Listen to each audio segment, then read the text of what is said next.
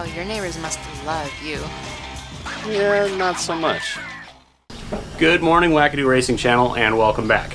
So we took a little bit of a hiatus there. I was out of town last weekend, and the weekend before that we did shoot video, but after reviewing the footage it wasn't really good content. So I decided to go ahead and skip out on it because everything that we did in the course of a day we could probably catch you up on in a couple seconds in this video. So I figured that was a little bit easier. But the goal for today is we're going to try and finish the floor on this thing. I've been putting it off, I've been procrastinating. I burned myself out on it early by trying to get too much done too fast, and then I got bored with it, and it was a whole thing.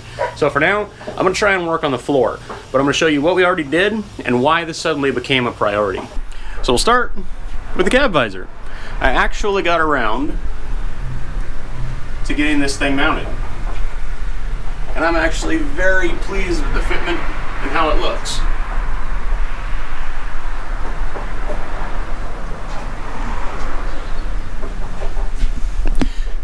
This thing's going to help a ton with keeping down the glare on long road trips. It adds to the styling aesthetic of the truck, and generally speaking, I'm very pleased with the quality of the product. This one was made by Summit Racing, and I got it through Summit Racing. For universal parts like this, particularly with fiberglass, sometimes you get very poorly fitting parts, or they're just not made well. This thing is rock solid and fit pretty well considering it's universal. So I would buy it again. Fantastic deal on the pricing too, and I'm really happy with how it looks. So let's move on to the vents. So these are the hood vents that I've been talking about before. Now they're fully installed, and I had mentioned previously that I was going to get a thermal imaging camera so we could really see how much air they moved. Unbeknownst to me, the way the thermal imaging camera works, it shows what has been affected by heat and what has been ambiently warmed up by it or cooled by it, and doesn't really show the airflow. So while we did get some really cool images like this one to show the difference between cold and warmed up entirely, it didn't really show whether or not air was flowing out of the vents because it doesn't show airflow, it shows ambient soak more than anything else. So I'm going to use that tool a lot more later to show you guys some really cool stuff when we start working on breaking in the engine and things like that, but for now, there's not a whole lot to show you, except for those really cool images. But they do move a lot of air. We actually fired it up, put our hand over it, and you could feel there's plenty of ambient air moving out of it, so I'm pretty pleased with that. And they look really good.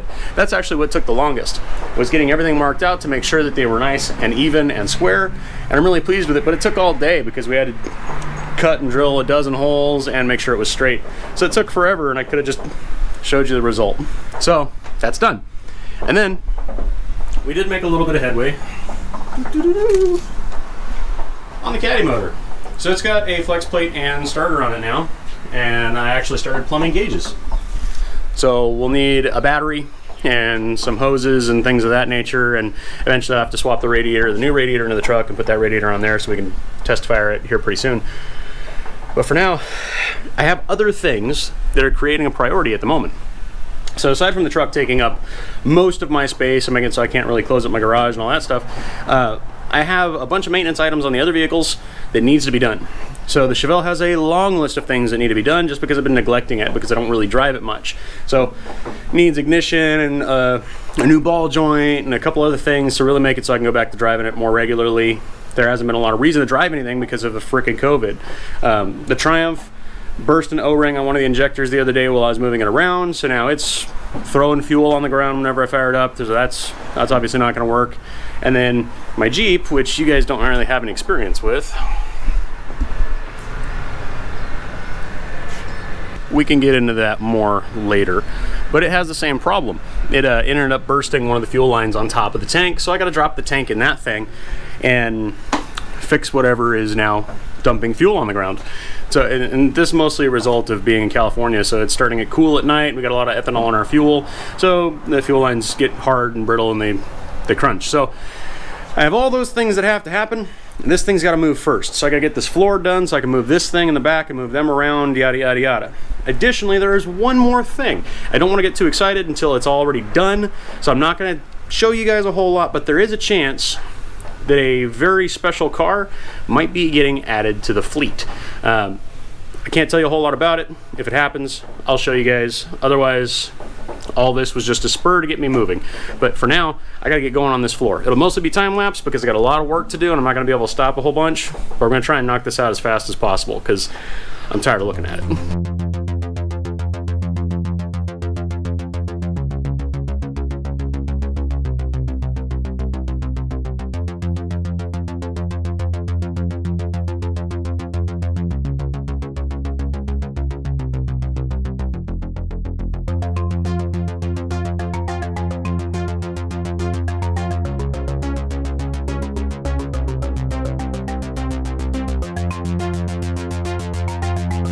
Well, as you would expect, we ran out of welding wire. This time it wasn't gas, it was wire. And the 11-pound spool on this machine actually lasts a really long time because I do mostly small jobs at the house. So we're gonna mob up to the welding supply. But I did manage to get a Cody. So I do have some help. You saw him. And we're actually making pretty solid headway. He's stitching everything in. We're gonna grab some grinding wheels. I've got everything back here pretty much patched up. I'm gonna patch the bed corner, and then the interior of these panels has to be kind of mocked up real fast. But this is the most headway I've made on this project in a very long time. I had it close, but this is feeling pretty good.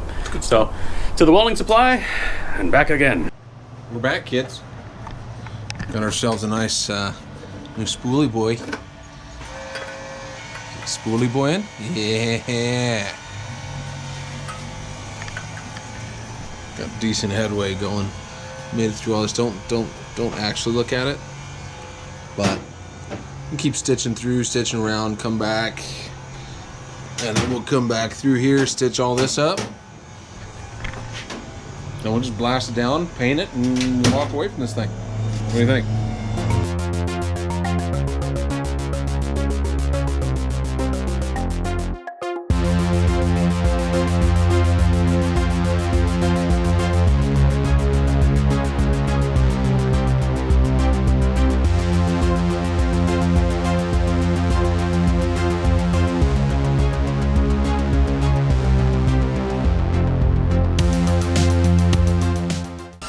Okay, Cody is buzzing away. We went and got our welding wire, got fresh wire in there and made some adjustments to the machine, got a new tip on there. The floor is coming along pretty quick. That's nice. We're actually getting some inches of weld in. Now the thing that we're trying to get through, I have the same problem that I had on the other side where the cab corner is rotten, needs to be replaced, which is this guy here. You see it from this angle on the side of the truck, and you see it from this angle if the bed was off. I'm going to end up cutting it off and only using the part that I need. Should go pretty easily. And on the other side, once I knew what I wanted to do, wasn't that big a deal. Problem on this side is, that's where the gas tank is, because that's where the previous owner mounted it. So I had to cut a bunch of things out and remove some material to make it so I could drop the gas tank, get the tank out of the way. I still have all support structure for the bed, and now tank hold down slash brackets in the way. So I got to try and get around it as best I can. I'm also being really mindful not to try and throw sparks onto the gas tank. I don't know how good this thing is as far as seals are concerned, so I don't want to accidentally ignite anything. So we're just trying to be kind of mindful of what we're using so that we're minimizing sparks. He's going to keep pounding on that. I'm going to keep cutting away at this.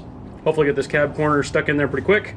Then we can knock everything down. I think that's the big one. After that, it's just the interior panels for the rocker that go on the inside underneath the truck, and I won't show you all that. So let's see if we can get through it.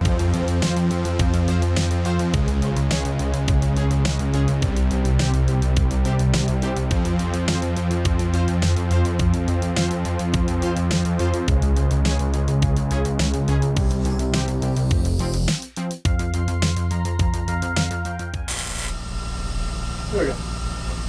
So we managed to get the bed corner off, and the other one looks like it's trimmed pretty close. And we'll take a look and see if we can get that tacked into place and start welding that up and smooth it out a little bit. But when we say that the cab corner was rotten, this is what we were actually dealing with. And while that looked fine underneath the truck where it was difficult to see, from our perspective, once you actually get it off, you can actually see how bad it was. And now, I mean, literally falling apart. And this is years of rust, maybe road salt and things of that nature. but it's literally falling apart. This will be fresh, this will be clean. We'll make the interiors.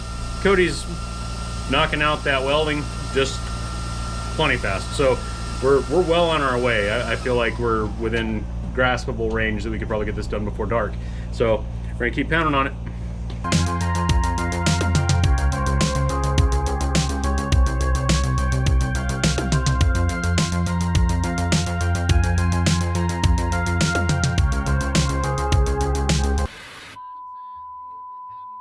We ran out of time. So we managed to get most of the floor buttoned up. Managed to get the cab corner in place and most of the way knocked down. The floor is actually fully welded in. Something came up and we ran out a little bit of a time, but we'll be able to grind the rest of it down. Hopefully during the week, I'm gonna go ahead and knock the rest of these down. I'll be able to paint it all up and swap out the front hinges for the doors. That way, hopefully next weekend, we can mock up the doors. It's gonna be Thanksgiving week this week, so it's gonna be a lot going on, but hopefully I'll be able to get out here and get something else done. I'm gonna go ahead and try and get the door frames cleaned up so that all this is already prepped and the doors go back on. But generally speaking, that's pretty much it for the day. Until this part's done, we're gonna be staying away from some of the other projects.